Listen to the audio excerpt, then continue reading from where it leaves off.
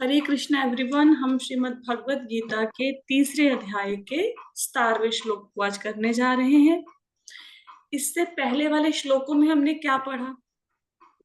सबसे पहले हमने जाना कि यज्ञ करना चाहिए। किसकी प्रसन्नता के लिए यज्ञ करना चाहिए? भगवान विष्णु की प्रसन्नता के लिए यज्ञ करना चाहिए। फिर हम लोगों ने जाना प्रोसेस क्या है यज्ञ का। कल पढ़ा ना हमने कि सबके सब जो प्राणी हैं वो अन्न के ऊपर आश्रित हैं। अन्न कहाँ से होता है?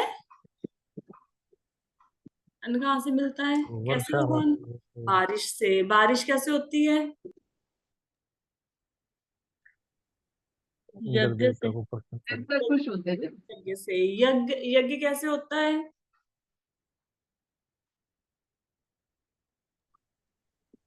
भगवान का नाम ड्यूटीज को पूरा करने से। यज्ञ कैसे होता है?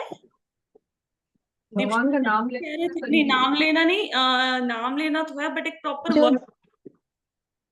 जो नित्य ड्यूटीज कर्म करने से करना। यस, प्रिस्क्राइब ड्यूटीज को करने के लिए। प्रिस्क्राइब ड्यूटीज कहाँ पे लिखी हुई हैं?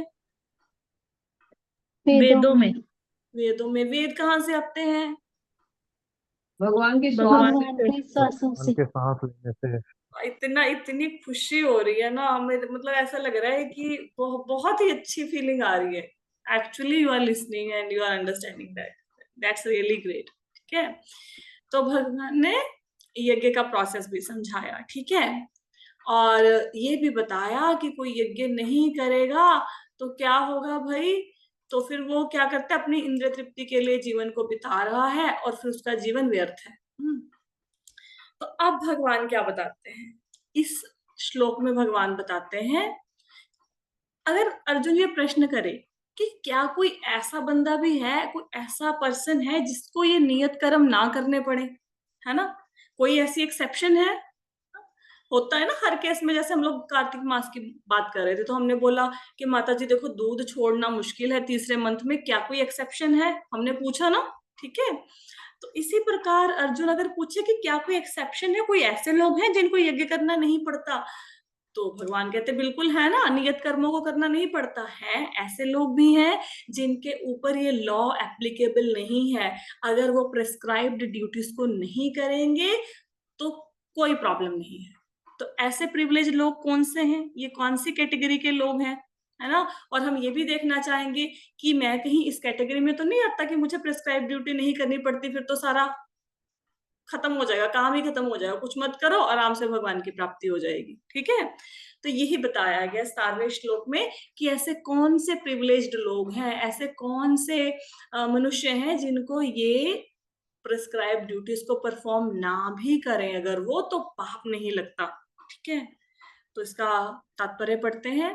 किंतु जो व्यक्ति आत्मा में ही आनंद लेता है और अपने कृष्ण भावनामृत के कार्यों से पूर्णतः संतुष्ट रहता है, उसके लिए कुछ करनीय नहीं होता। तो भगवान कहते हैं जो व्यक्ति अपनी आत्मा में संतुष्ट रहे और भगवान की भक्ति में लगा रहे, सिर्फ कृष्णा कॉन्शियसनेस के कार्य करे, अगर वो अपनी प्रिस्क्राइब्ड ड्यूटीज को नहीं करता तो कोई दिक्कत नहीं है। अब आज की ये क्लास ना बहुत इंटरेस्टिंग, बहुत सुपर्ब होने वाली है आपके लिए, बहुत अच्छी क्लास होने वाली है। ठीक है, तो इसके बाद ना बहुत कुछ इंटरेस्टिंग है आज जो हम डिस्कस करने वाले हैं। आज हम पंचकोश डिस्कस करेंगे इस क्लास में। ठीक है, किसी ने पंचकोश सुना है? क्या होता है पंचकोश? Anybody nose? माता जी डिफरेंट वो होते हैं जैसे अन्न कोश हाँ हाँ हाँ और हाँ हाँ, राइट राइट राइट। किसी और ने भी सुना है पंचकोश? नहीं सुना है? राइट, तो स्टार्ट करते नहीं हैं। माता जी। राइट, स्टार्ट करते हैं। तो पहली बात तो दो तरह के लोग होते हैं, एक मेटीरियलिस्टिक और एक होते हैं स्पिरिचुअल। अब इन दोनों में फर्क क्या है? देखो, जिन लोगों को मटेरियल एक्टिविटी से मजा आता है, खा के पी के सो के अच्छा धन कमा के टीवी देख के एंजॉय करके, वो सारे मटेरियलिस्टिक कैटेगरी में आ गए, भौतिक चीजों से जिनको आनंद आता है। स्पिरिचुअल में जिनको भगवान की भक्ति में आनंद आता है, स्पिरिचुअल एक्टिविटीज में आनंद आता है, जिनको कीर्तन में, कथा में, श्रवण में, भगवान के नाम में, ग्रंथों में इंटरेस्ट होता है, वो हो गए स्पिरिचुअल लोग। ठीक है, तो ऐसे ये ब्रॉड कैटेगराइजेशन है मटेरियलिस्टिक और स्पिरिचुअल लोगों का। अब इसके साथ ही रिलेटेड आज हम पंचकोश मॉडल पढ़ेंगे। पंचकोश मॉडल, अगर इस मॉडल को हमने पढ़ लिया उसके बाद हमें पता लग जाएगा कि भगवान कौन से ऐसे लोगों की बात कर रहे हैं जिनको नियत कर्मों को नहीं करना पड़ता। ठीक है, तो आप लोगों ने इसको समझना है, फिर आपने मुझे बताना है कि आप कौन सी कैटेगरी में आते हो। आप अन्नमय हो, प्राणमय हो, मनोमय हो, विज्ञानमय हो, आनंदमय हो, आप कौन सी कैटेगरी में आते हैं। ठीक है, तो 5 कैटेगरीज है जिनमें से हम किसी ना किसी कैटेगरी में प्रोमिनेंटली आएंगे। सबसे पहले होते हैं अन्नमय। ये 5 कोश हैं, कौन से? अन्नमय, प्राणमय, मनोमय, विज्ञानमय और आनंदमय। राइट, यहाँ पे आपको लगे मेरी स्पीड ज्यादा है, आपको नहीं समझ आ रहा, आप मुझे रोक लेना, लेकिन आप ध्यान से सुनना। तो अन्नमय कोश कौन सा होता है? अन्नमय कोश में जो लोग होते हैं इनको ना अपने सेंस ग्रेटिफिकेशन में बड़ा मजा आता है। जो भी चीज इंद्रियों को तुष्ट करे उसमें उनको बड़ा मजा आएगा। ये वो लोग होते हैं जो कुछ भी खा लेते हैं। ये 8-8 घंटे तक मूवीज देख सकते हैं। एक मूवी देखना शुरू किया, एक वेब सीरीज खत्म हुई, दूसरी, दूसरी के बाद तीसरी, तीसरी के बाद चौथी। कुछ भी देखते रहेंगे। म्यूजिक सुनते रहेंगे, सारा दिन म्यूजिक सुन सकते हैं। कोई इनको ऐसा नहीं है कि जल्दी उठो, कुछ ऐसा करो। बेसिकली तमोगुना। इनका एक ही उद्देश्य होता है जिंदगी का, ईट, ड्रिंक एंड बी मैरी। खाओ पियो ऐश करो। क्या कैसे कैसे सिम्टम से पता लगेगा आपको कि ये बंदा आनंद में, अन्नमया कोश में है? मूवीज डाउनलोड करते रहेंगे, फेसबुक पे फोटो डालते रहेंगे, पार्टी करेंगे वीकेंड्स पे। कुछ लोगों को फोटोग्राफी का बड़ा क्रेज होता है, जहां भी जाएंगे फटाफट से फोटोग्राफ क्लिक करी और डाल दी, सब लोग देखे, फिर देखेंगे कितने लाइक आए, किसने देखा मुझे। ये वाले लोग कौन से? अन्नमया कोश में होते हैं ये। ठीक है, अन्नमया कोश समझ आ गया सबको? हाँ जी माता जी। फिर होता है प्राणमय कोश। अब जो प्राणमय कोश होता है, ये वाले लोग अन्नमय कोश के जैसे नहीं होते। ये बड़े एनर्जेटिक होते हैं और इनको ना हमेशा ऐसा होता है मैं कोई काम करूं, एक काम को छोड़ा, दूसरा पकड़ा, दूसरे को छोड़ा, तीसरा काम पकड़ा, मतलब फ्री नहीं बैठ सकते, काम करते रहना है, कुछ ना कुछ करते रहना है लाइफ में। एक मिनट के लिए भी फ्री नहीं बैठ सकते। लेजी नहीं होते हैं ये लोग। और बड़े पैशन से अपना काम करते हैं। तो इनके क्या इंटरेस्ट होते हैं? इनको योगा में बड़ा मजा आता है, स्पोर्ट्स में बड़ा मजा आता है, अपनी हेल्थ का बड़ा ध्यान रखते हैं, हेल्थ कॉन्शियस होते हैं ये लोग, है ना। बहुत सोच समझ के खाएंगे कि इससे मेरी हेल्थ पर अच्छा प्रभाव पड़ सकता है या बुरा प्रभाव पड़ सकता है। तो ये लोग किसमें आते हैं? प्राणमय कोश में। प्राणमय कोश क्लियर हुआ? एनर्जेटिक लोग, हेल्थ पर ध्यान देते हैं, स्पोर्ट्स, योगा इत्यादि में इंटरेस्ट लेते हैं, हमेशा दे आर मतलब ऑन द मूव्स, कुछ ना कुछ करते रहेंगे पैशन के साथ। क्लियर हुआ? ठीक है, अब देखते रहिए कि आप कौन से कोश में आते हैं। अब थर्ड होते हैं मनोमय कोश। मनोमय कोश क्या होता है?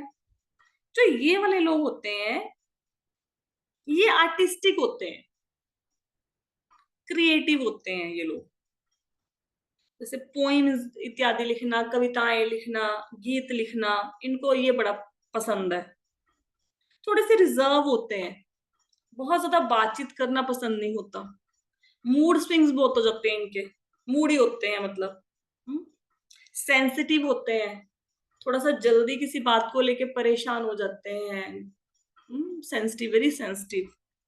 और अपने रिलेशनशिप की बहुत वैल्यू करते हैं, अपने रिश्तों की बड़ी फिक्र करते हैं, बड़े स्वीटली बात करते हैं आपसे। जो ये वाले लोग होते हैं इनको दूसरों की हेल्प करने में बड़ा मजा आता है, सोशल वर्क करने में बड़ा मजा आता है। इनको पार्टीज वगैरह करने में कोई मजा नहीं आता, बट हाँ सोशल वर्क करने में मजा आता है।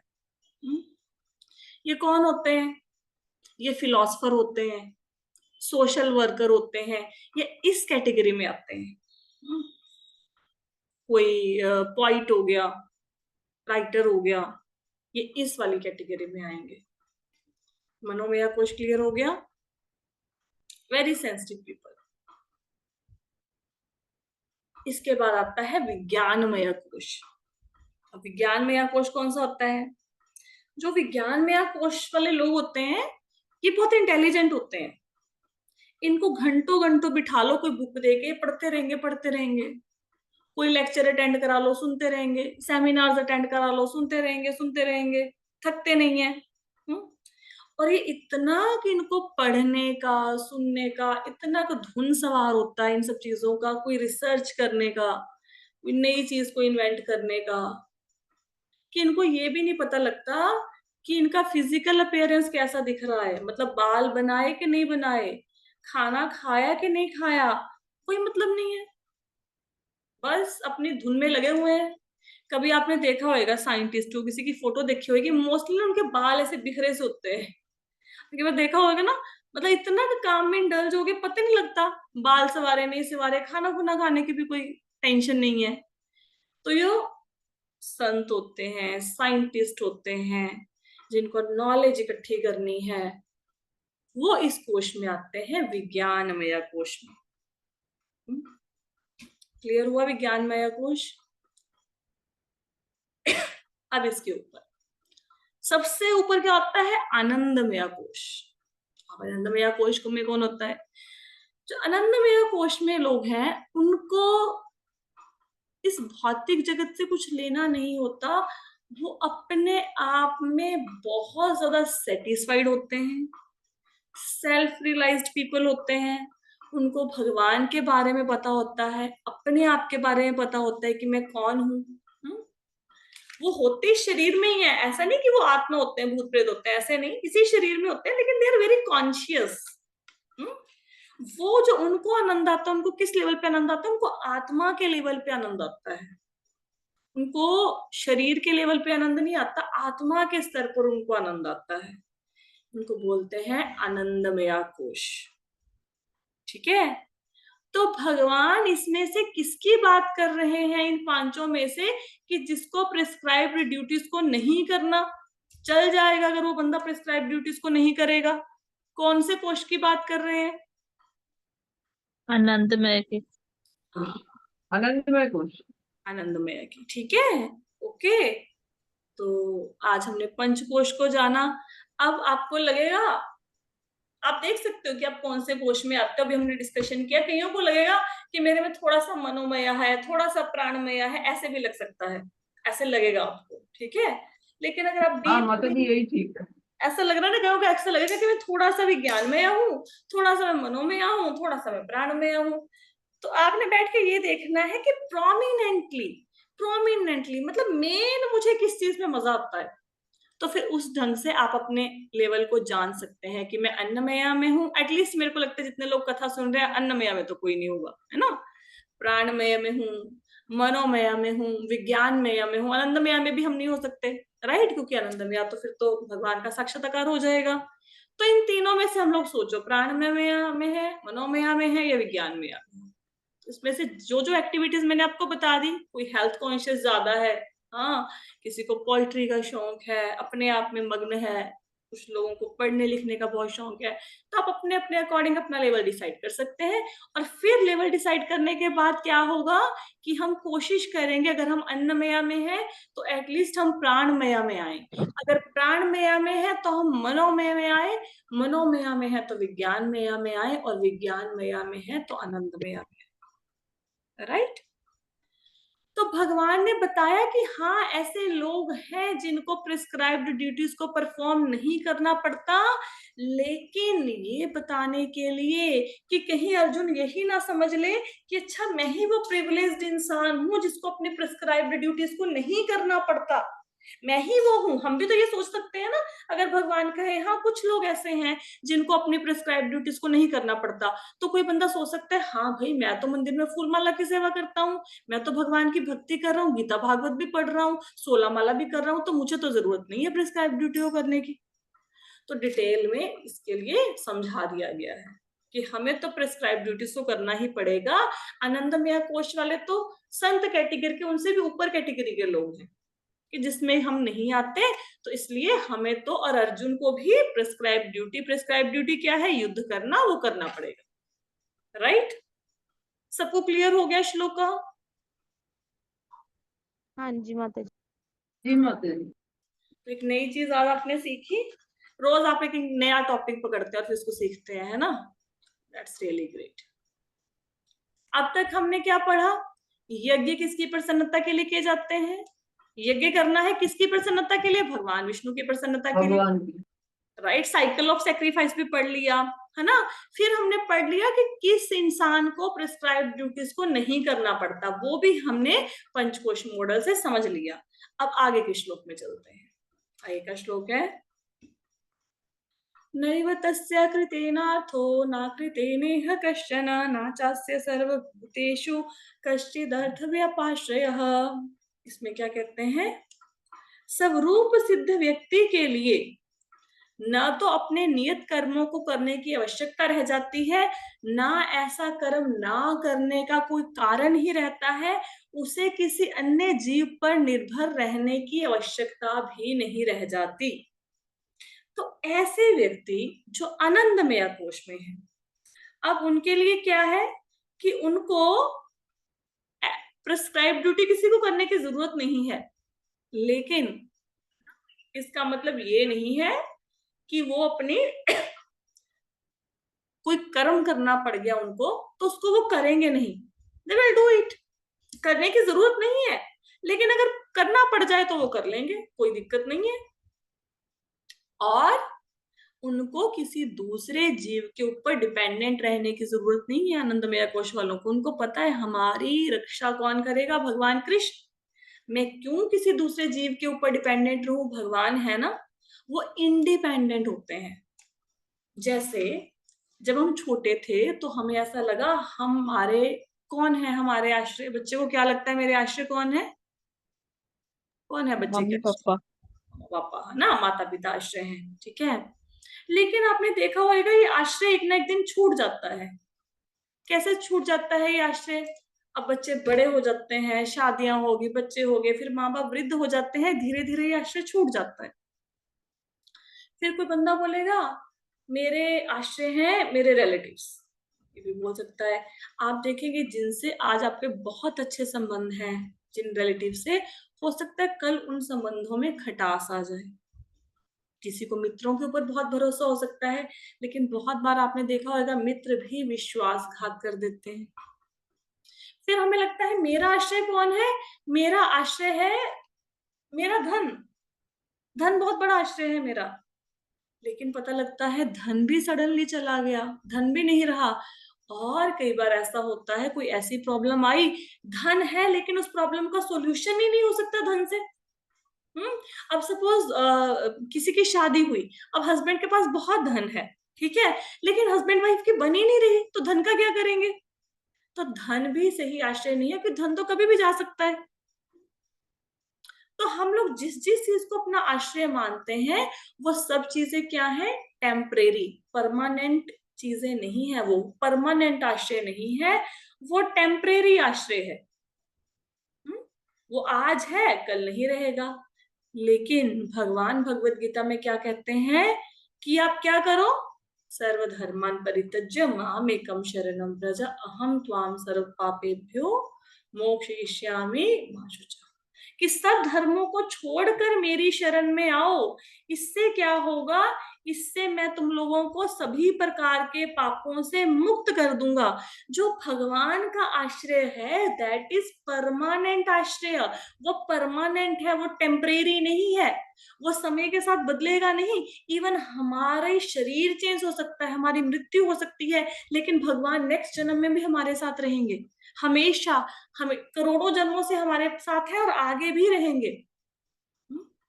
तो इसी प्रकार जो लोग प्रिस्क्राइब ड्यूटीज की करने को जिनको ये करने की जरूरत नहीं है, आनंदमय कोश वाले, वो किसी दूसरे जीव के ऊपर डिपेंडेंट नहीं रहते, वो कृष्ण के ऊपर डिपेंडेंट है। वो ऐसा नहीं है कि हमने नियत कर्मों को करना छोड़ दिया, भीख मांगेंगे, भीख मांग के पेट पालेंगे ना। उनको पता है भगवान है, भगवान हमारे आश्रय है, भगवान हमारी रक्षा करेंगे। और वो स्पेशली अपनी नीड्स के लिए देवी देवताओं के ऊपर आश्रित नहीं होते। ऐसा नहीं है कि आज उनके पास सपोज धन नहीं है या खाने को कुछ नहीं है तो वो देवी देवताओं की भक्ति करने लग जाए ना। वो सिर्फ और सिर्फ भगवान कृष्ण को ही अपना आश्रय मानते हैं। ऑल्दो उनके लिए कर्म करना जरूरी नहीं है प्रिस्क्राइब ड्यूटीज को, लेकिन अगर उनको करना पड़ गया तो वो 3D के साथ, ड्यूटी, डिटैचमेंट, डिवोशन और डेडिकेशन के साथ उस काम को कर देते हैं, एज अ प्रिस्क्राइब ड्यूटी कर देते हैं, करने की जरूरत नहीं है। क्लियर हो गया? आगे चले। माता जी, हाँ जी। माता जी ये जो आपने श्लोक बोला है सर्वधर्मान परित्यज्य, माता जी यहाँ पे धर्म से मतलब क्या मतलब हुआ? हमारे जो कर्म होते हैं वो? धर्म का मतलब होता है, देखो धर्म का मतलब कर्म नहीं है, धर्म का मतलब है जैसे हम ना बहुत से, अभी हम लोगों ने बोला ना कितने सारे लोगों का हम आश्रय लेते हैं, हम किसी ना किसी का आश्रय लेते हैं ना, चाहे कोई किसी देवी देवता का आश्रय लेगा, कोई किसी रिचुअल का आश्रय लेगा, किसी ना किसी को तो हम सरेंडर करते हैं ना। तो इसका मतलब ये है कि सब चीजों को छोड़ के एकमात्र मेरी शरण में आओ, मुझे ही भजो, मुझे ही नमस्कार करो, मेरी भक्ति करो, मेरी पूजा करो, मुझे भोग लगाओ, मेरा प्रसादम लो। भगवान कहते हैं मेरे पास आ जाओ, उसके बाद कुछ भी मत करो। ऐसा नहीं कि प्रिस्क्राइब ड्यूटीज को मत करो, लेकिन मेरी शरण में आ जाओ, मैं तुम्हारी रक्षा करूंगा, भले ही तुमने पूर्व जन्म में जितने भी पाप किए हो, आपके पापों के पहाड़ हो, मैं उन पहाड़ को ध्वस्त कर दूंगा, भले ही आप निरे पापाचारी हो। तो भगवान ठीक है चोरी माता करते हैं, माखन चोरी करते हैं ना, भगवान माखन की चोरी नहीं करते, भगवान आपके पापों की भी चोरी कर लेते हैं। वो बहुत ही सुंदर चोर है हमारे, बहुत अद्भुत चोर हैं।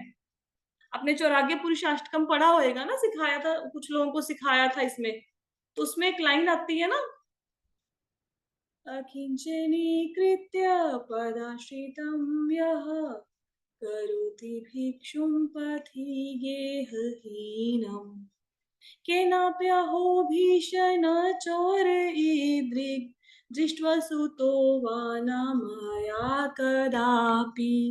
भगवान ना आपसे सब कुछ छीन लेंगे। अब आप कृष्णा के पास गए तो Krishna is a very jealous lover, उनको होता है मेरे पास ही आया, अब ये मेरा है, आप अब तुम मेरे हो। वो आपको ना, जैसे पता है क्या होता है, एक बच्चा नहा रहा है, अब जब बच्चा तो आराम से नहा ले, माँ उसको आराम से नहला देती है। अब अगर वो बच्चा ना नहाए तो क्या करेगा, मामा उसको पकड़ेगी ऐसे, दो उसके लाएगी कान पे चपेड़े और जबरदस्ती नहला देगी। ऐसा होता है ना, जबरदस्ती कर देगी। तो अगर तो भैया अभी भगवत गीता सुनने का किसका डिसीजन था, बताइए, भगवत गीता सुनने का डिसीजन किसका था? हमारा खुद का माता जी। हमारा। आपका डिसीजन, किसी ने जबरदस्ती तो बोला नहीं, कनपट्टी पे बंदूक तो ताने नहीं कि भैया आ जाओ क्लास में बैठ जाओ। अब भगवान को लगा अच्छा ये भगवत गीता सुन रहे, इट मीन्स ये लोग मेरे हैं। अब आप सोचो कि छोड़ के चले जाएंगे पीछे, वो तो नहीं हो पाएगा, ठीक है। भगवान वो लाएंगे, एक दो इधर से फेरे लगाएंगे, फिर बिठा लेंगे क्लास में आपको। अब यहाँ एक आप ऐसे रास्ते पे चल पड़े हो, आप सबके सब लोग जो गीता क्लासेस लगा रहे हो या भक्ति में, इस रास्ते से वापसी संभव ही नहीं है। अगर जाना भी चाहोगे भगवान पकड़ के वापस ले आएंगे। आप ऐसा करो, 4 के दिन क्लास से मिस करके देख लो, आपको पता लग जाएगा। अब पीछे माता जी जाने सुबह कुछ की नहीं। मिस हो रही है, हमें पता है फिर टाइम ही नहीं होता, मतलब बहुत ही ज्यादा अधूरा लगता है सुबह की, अब पीछे इतना क्या अधूरा रहोगे? लगता है। यस, अब भगवान के पास आए तो भगवान कहते अच्छा तुम मेरे पास है, अब तुम ऐसा क्या करो, भगवान कहते क्या चाहिए, तो भगवान थोड़ा टेस्ट लेते हैं। अच्छा ऐसा करो, अगर तुम मेरे पास आओगे ना तो मैं तुम्हारा सारा धन छीन लूंगा, अब आओगे मेरे पास? भक्त कहता चाहे भगवान सारा धन छीन लो, मुझे कोई परवाह नहीं है, मैं आपके पास आता हूँ। तो भगवान कहते अच्छा, भगवान कहते अच्छा ऐसा करते हैं, अब तेरे रिश्तेदारों को छीनता हूँ, तेरे से सारे रिलेशन को छीनता हूँ। ऐसे ही होता है ना, आपके साथ ऐसा नहीं हुआ, सबसे पहले रिश्तेदार दूर हो गए। मोस्टली जो कृष्णा कॉन्शियसनेस में होते हैं उनका रिश्तेदारों के घर में जाना ही बंद हो जाता है। तो इतने सारे रिचुअल भाई, अनियन गार्लिक नहीं घर खाना वाले है दूर हो जाते हैं माता जी। है ना, फिर घर वाले भी रिलेशन, दूर हो जाते हैं, सबसे पहले घर वाले दूर होते हैं, घर फैमिली वाले वाले। दूर होते हैं ना, अब रिलेशन भगवान ने छीन लिया। भगवान कहते हैं अब जाएगा कि नहीं जाएगा यहाँ से मुझे छोड़ के? भक्त कहता है नहीं मैं अभी नहीं जाऊंगा, भगवान मैं नहीं जा सकता, मैं तो आपके पास आ गया हूँ। भगवान कहते नहीं मानेगा, नहीं मानूंगा। कहते अच्छा अभी रुक तू, अब तेरे ना घर वालों को इधर से छीनता हूँ। फिर पत्नी पति बच्चे अगेंस्ट हो जाएंगे, क्या सारा दिन यही काम रह गया, गीता ही खोल के बैठे रहते हो, ऐसे झूले में हाथ डाल के बैठे रहते हो, ऐसे थोड़ा ना भक्ति होती है, हमने भी भक्ति करी है भाई, तुम्हारे जैसे तो हम नहीं पगलाए, ठीक है। फिर बड़ा मतलब मोह माया के जाल, हमने तुझे पाल पोस के इतना बड़ा किया, तू हमें छोड़ के कहाँ पे चला गया। अब भगवान कहते आपका ये भी ये भी छीन लिया मैंने, परिवार भी, अब जाओगे? नहीं नहीं भगवान मैं नहीं जाऊंगा। कहते अच्छा नहीं जाओगे, अच्छा ऐसा करते हो, अब पब्लिकली ना डिफेम करते हैं, पब्लिकली तुम्हारी बेइज्जती करते हैं, फिर तुम जाओगे। अब कुछ ऐसा हो जाएगा आपके साथ, जैसे मंदिर में आए, कुछ सेवा मिल गई, कुछ भक्तों से झगड़ा हो गया, नहीं मन लग रहा, कुछ ऐसा है ना, कुछ भी ऐसा पब्लिकली जिसमें आपको ऐसा लगे नहीं नहीं अब भक्ति को छोड़ के भाग जाना चाहिए, क्यों करनी है ना। फिर भगवान वो करते हैं, फिर भगवान अब जाएगा, नहीं भगवान मैं तो नहीं जाऊंगा, मैं तो आपके पास रहूंगा जब तक दर्शन नहीं दोगे, मैं नहीं हिलने वाला हूँ, एक जन्म में दो करोड़ों जन्म में दो, मैं तो बैठ गया हूँ दरवाजे पर, मैं जिद्दी हूँ, अड़ियल हूँ, जितने मर्जी डंडे मारो, अपने पास बिठाओ ना बिठाओ, मैं तो बैठ गया हूँ, बस ढीठ है हम तो, ठीक है। फिर भगवान कहते हैं अब क्या करूं इसके साथ, मैं हिल ही नहीं रहा। फिर भगवान क्या करते हैं, ऐसे भक्त को क्या करते हैं, खुद को दे देते हैं ऐसे भक्त को। फिर जब भगवान खुद को दे देते हैं तो सब वापस आता है, वो नेम फेम जो चला गया था, परिवार वापस आता है, रिश्तेदार वापस आते हैं, धन वापस आता है, फिर खूब आता है। और उस समय फिर हमें देखना है, हमें संभल के चलना है।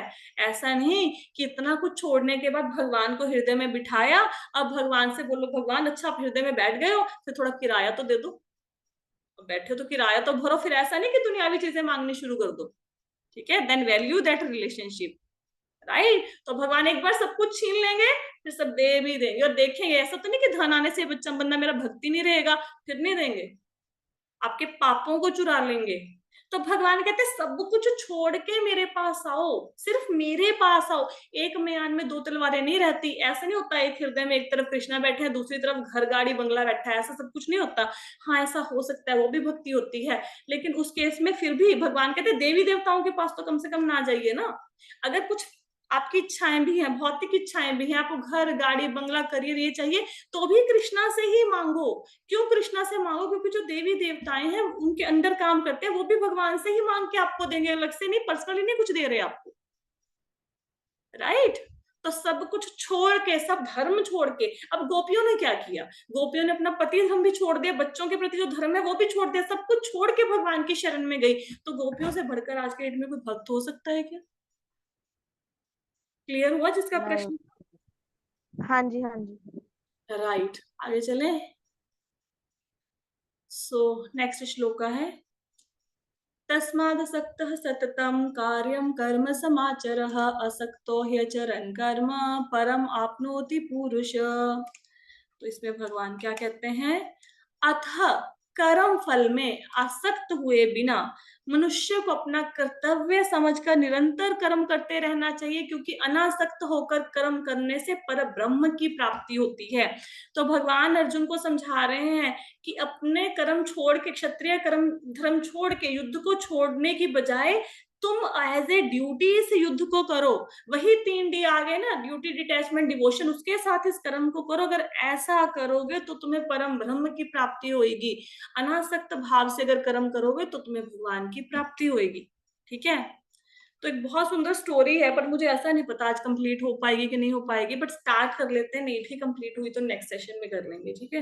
इन दोनों श्लोकों को समझाने के लिए, क्योंकि पता है क्या इतना सा कंफ्यूजिंग है, कभी भगवान कहते नहीं कर्म करना, कभी कहते करो, तो थोड़ा सा कंफ्यूजन हो सकती है हमें। इसको समझने के लिए स्टोरी का हम लोग आश्रय लेते हैं। तो एक बार साहूकार होता है, एक सेठ, धनवान व्यक्ति, उसकी 4 बहुएं होती हैं। अब सेठ सोचता है भाई मैं तो बूढ़ा होता जा रहा हूँ, अब कौन सी बहू को क्या काम करना है, किसको घर की चाबियां दे के जाऊं, कैसे सोचूं। तो वो एक तरकीब निकालता है, एक प्लान बनाता है। वो चारों बहुओं को बुला लेता है, उनको कहता है ये लो, ये 5-5 दाने गेहूं के हैं, 5-5 दाने, तुम इनको संभाल के रखो, मैं 5 साल के बाद तुमसे ले लूंगा। तो सब लेके चले जाते हैं। तो जो छोटी बहू होती है, सबसे चौथे नंबर वाली, वो क्या करती है, वो सोचती है कि भाई बूढ़ा पागल हो गया है, 5 दाने गेहूं के 5 साल तक कौन संभाल के रखेगा। और अगर मांगेंगे भी, घर में इतनी सारी गेहूं पड़ी, कोई भी उठा के 5 दाने दे देंगे, उनको बड़ा पता लगता है कौन से दाने दिए थे, वो दानों को उठा के फेंक देती है। तीसरी बहू होती है, वो कहती है कि पिताजी ने दाने दिए हैं, हो सकता है ये दाने कुछ शुद्ध हो, इसमें कुछ अच्छा पौष्टिक हो, इसको खाने से कुछ अच्छा हो जाए हमारे साथ, तो संभालने की क्या जरूरत है, जब पिताजी मांगेंगे भंडार घर से लाके और मैं दाने दे दूंगी स्टोर से, इनको मैं खा लेती हूँ, क्योंकि फेंकना तो अच्छा नहीं है, पिताजी ने कोई चीज दी है तो वो खा लेती है दानों को। जो तीसरी होती है लेडीज, वो क्या करती है, वो कहती है भाई पिताजी हैं, 5 दाने दिए हैं इतने, मेरे पिताजी समझदार हैं, हो सकता है सच में मांग ले, क्या पता कल ही मांग ले, तो उसको संभाल के रख देते हैं। वो एक सुंदर सा रेशमी वस्त्र लेती है, उसमें 5 दानों को बांधती है और मंदिर में भगवान की मूर्ति के पीछे, विग्रह के पीछे वो दाने रख देती है। अब जो पहले नंबर की होती है, वो सोचती है मेरे पिताजी इतने समझदार, इतना बड़ा बिजनेस एम्पायर, अगर इन्होंने ये 5 दाने दिए हैं, it means there is some hidden meaning in it. वो कुछ हमें संदेश देना चाहते हैं, वो हिडन मीनिंग क्या है?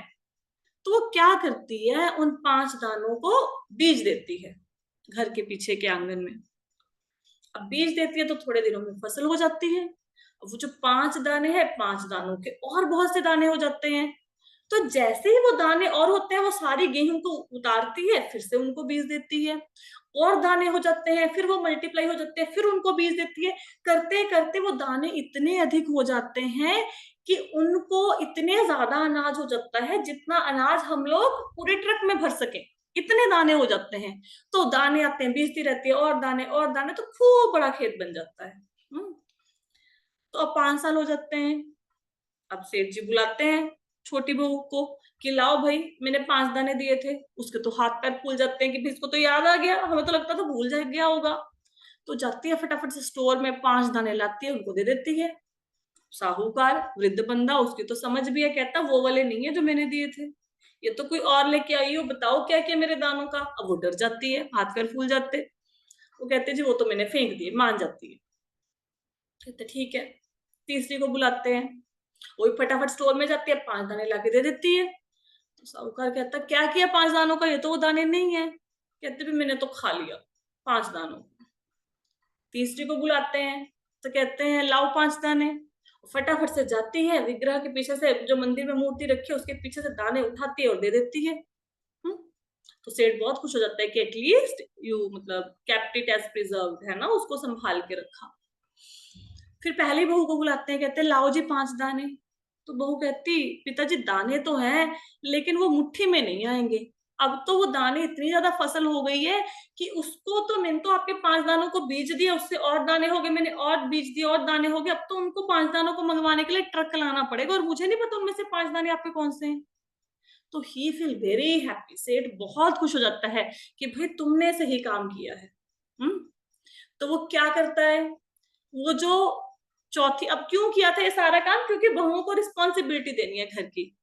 तो चौथी बहू को कहता है भी क्योंकि तुम चीजों को संभाल के नहीं रखती, तुम्हें कूड़े के जैसे चीजों को फेंकना, बस घर की सफाई में ज्यादा इंटरेस्ट है कि 5 दानों को कहाँ संभाल के रखूं, तो आज से तुम्हारे जिम्मे घर के बर्तन भांडे झाड़ू पोछा सब तुम्हारी रिस्पॉन्सिबिलिटी, डस्टिंग ये काम तुम करोगी, क्योंकि तुम कोई और काम नहीं कर सकती, तुम कोई भी चीज को संभाल के नहीं रख सकती हो। तीसरी उसको बुलाता है पुत्र वधू को, उसको कहता है कि क्योंकि तुमने वो दाने खा लिए, तो कहते हैं जिसको खाना अच्छा आता है उसको बनाना भी अच्छा आता है। अगर कोई किसी को बहुत ज्यादा अच्छी अच्छी आइटम, फूडी हो ना कोई बंदा, जिसको बहुत अधिक खाना अच्छा लगता हो, तो उसको बनाना भी अच्छा लगता है। तो कहते हैं तुम्हारी बुद्धि खाने में अधिक है, इसलिए आज से रसोई घर की रिस्पॉन्सिबिलिटी तुम्हें सौंप दी। दूसरी बहू को बुलाता है, कहते क्योंकि तुमने बहुत अच्छे से दानों को संभाल के रखा, तो आज से तुम्हारा जितना भी तुम्हारा काम है, घर के जितने भी अकाउंट्स हैं, हिसाब किताब है, वो तुम रखोगी, अकाउंट्स तुम मैनेज करोगी। तो उनको ये रिस्पॉन्सिबिलिटी दे देते हैं कि भाई घर में जो हिसाब किताब लेखा जोखा करना है ये तुम संभाल लोगी।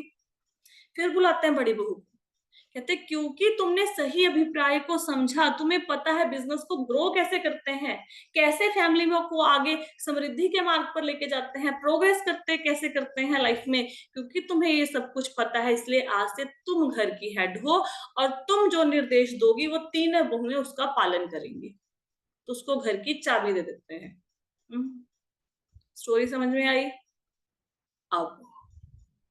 अब ये स्टोरी का इस श्लोक से क्या लेना देना है? इस श्लोक से लेना देना स्टोरी का ये है, इस श्लोक को समझाने के लिए ही ये स्टोरी बोली गई। अब भगवान ने हमें भी ये दाने दिए हैं, हमें भी 5 दाने दिए हैं। कौन से दाने दिए हैं?